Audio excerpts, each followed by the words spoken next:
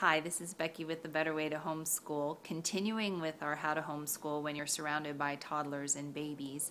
In our last video, we talked about organizing your home, breaking that organization into two fundamental categories. The first one, meals; the second one, the organization and chore type things within your home. I encourage you to do that. In this video, we're talking about organizing homeschool.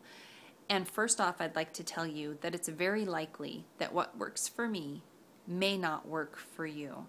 And that over the course of your homeschooling career, you're going to change things, if you're anything like me, a few times until you settle into your natural rhythm within homeschool.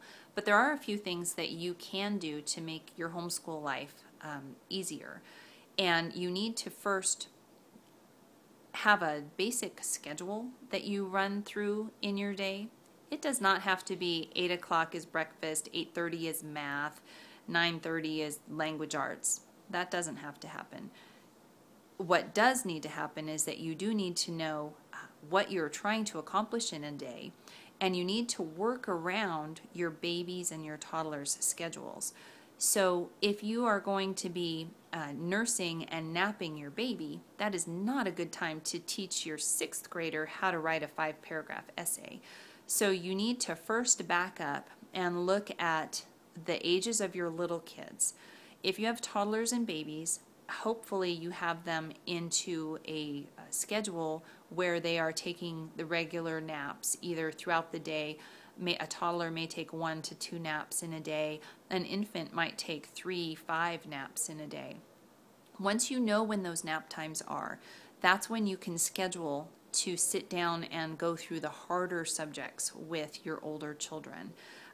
I strongly encourage you to take the time to create those quiet times for your little ones so that you do have the time to sit with your older children. For me, what works is to have a simple flow in my day. When my boys, I have 5 children and all of them boys, and when my little ones, at one point I had 2 that I was schooling, and I had 2 toddlers and an infant.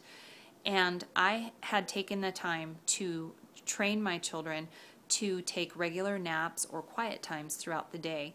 And there was a very natural flow to the little kids' day. We would get up in the morning, we would have breakfast, they would have a little bit of activity time, and then depending on their age, they would either go down for a nap or they would go down for quiet time.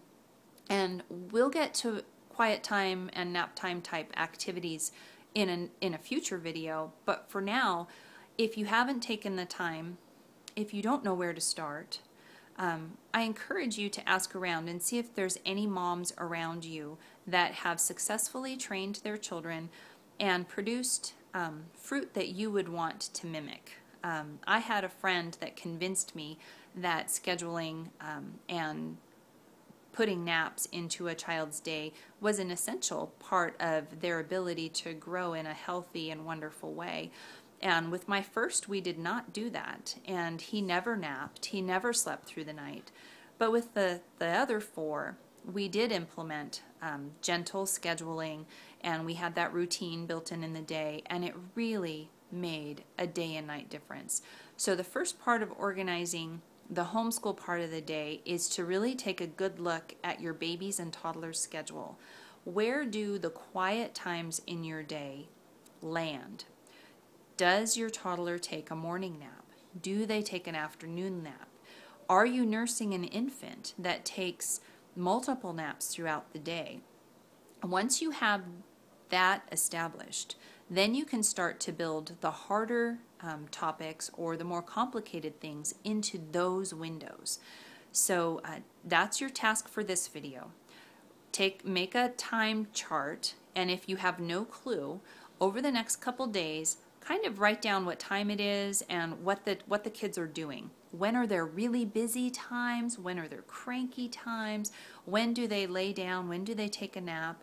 When are they content to snuggle with a book? Most kids have a natural rhythm in their day. So that's your homework for this one. Identify your quiet pockets of time so that you can then pencil in what subjects you want to be teaching during that time. So this is Becky with A Better Way to Homeschool. Tune in next time where we talk about planning breaks and snacks and lunch and that kind of stuff. Have a blessed day.